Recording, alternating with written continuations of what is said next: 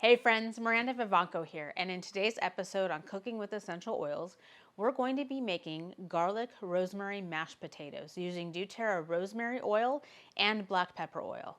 A perfect dish for any Thanksgiving meal.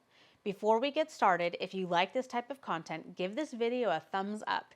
If you want to see more videos like this, subscribe to my YouTube channel and hit the bell notifications. That way, you get notified every time we put out a new video. Also, remember to download your recipe book at cookwithoils.com. Plus, I'll leave a link in the description. Okay, let's get started. Okay, so we're making rosemary garlic mashed potatoes, and these are fantastic, especially for the Thanksgiving table, and everybody will kind of rave and rant and rave about them. In this recipe, I'm going to be using rosemary oil and black pepper oil. And rosemary oil is kind of interesting. It is one of those oils that has been used forever. It's one of those, not ancient oils, but sort of ancient oils. Some of the ancient cultures, like the Greeks and the Romans, thought that rosemary was really good for getting out evil spirits, and they also used it for getting rid of infectious diseases. So it's been a really popular oil throughout a lot of cultures throughout time. So rosemary is a really robust herb, right? And it's kind of like almost like a sage plant, right? And it's a bush. And here's a rosemary sprig, and just touching the leaves, the oils are on my hand. And it's one of those that's very strong and powerful. So you don't need to use a whole lot. But if you're using fresh rosemary, sometimes it gets stuck in your teeth, and it's a little bit different, and it gets hard sometimes if it gets cooked too much. So using the oil has the benefit of having the flavor without all those little things happening to you. And I love the oil. It has ingestive properties. And other properties for making you feel better. If you want to study, rosemary is a good one to diffuse as well for focus. So in this recipe, we're going to be using the black pepper and rosemary oils from doTerra. I have a third a cup of whole milk. I have 8 garlic bulbs, minced. I have a cup of sour cream. I'm using the new baby potatoes because I like them. They're super creamy and they're faster when you're boiling them to get to the mashed potatoes. So I like using these, and I like having the combination of the red and white potatoes in there. You can use any potato that you want. If you like russet potatoes in your mashed potatoes, go for it. If you want regular red ones or just white, it doesn't matter. But I like the baby ones because they're fast and quick. And then I'm going to be using a half a cup of butter. Okay, it's time to start mashing. I've mashed it down a little bit, and the reason I do that is I want to get a little, for me personally, I like getting a little bit mashed before I start adding all my ingredients. And first I'm going to add my wet ingredients, like my milk, and then my cup of sour cream.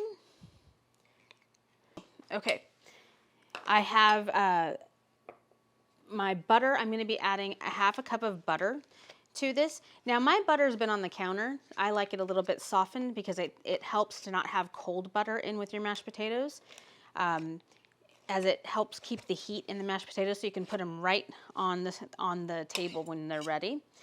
And then I'm going to add in my garlic and 1.5 teaspoons of salt.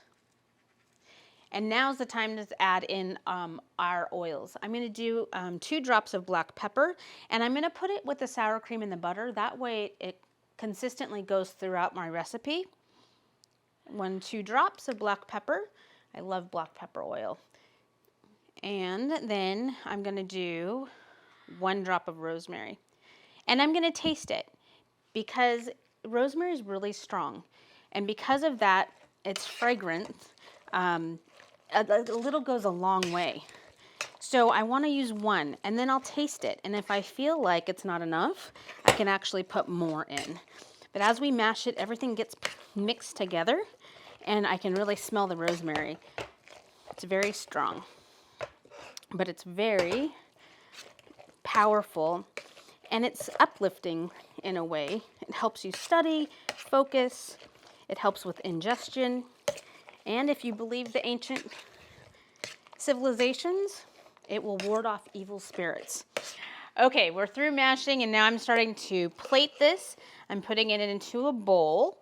Remember, this has it has sour cream and milk. You can use heavy cream if you want, or half and half to make it a little bit creamier. I like mashed potatoes that are kind of chunky. I like having the skin in it. You can do them however you want. What matters is that you're putting all of these ingredients together to make a really good mashed potato. And that includes the sour cream, the milk, and those oils. The rosemary and the garlic together in these mashed potatoes taste amazing. They're absolutely phenomenal. And that's how I would serve it, right on the plate. Mashed potatoes on the Thanksgiving table are one of the staples that most people have. You can have plain mashed potatoes and use a lot of gravy. I love that too. But these rosemary garlic mashed potatoes, you actually don't need to have gravy if you don't want any. They are flavorful enough on their own. That rosemary in there is absolutely fantastic. It's going to give it a lot of flavor and complement your turkey and all the other dishes you have on your Thanksgiving table. So remember, we used rosemary and black pepper, the doTerra oils that we have and that are in this mashed potato recipe. And remember, they're super concentrated, so you don't need a whole lot. I used 1 drop in this recipe and it's plenty, just to give it a really nice fragrant flavor without being overpowering. Okay, the last thing to do is to try these mashed potatoes and see how they came out.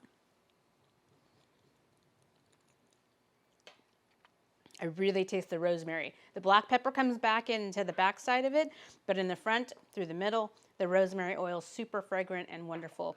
I can't wait to have these on Thanksgiving with my whole family. It's a great side dish to have with our turkey this year.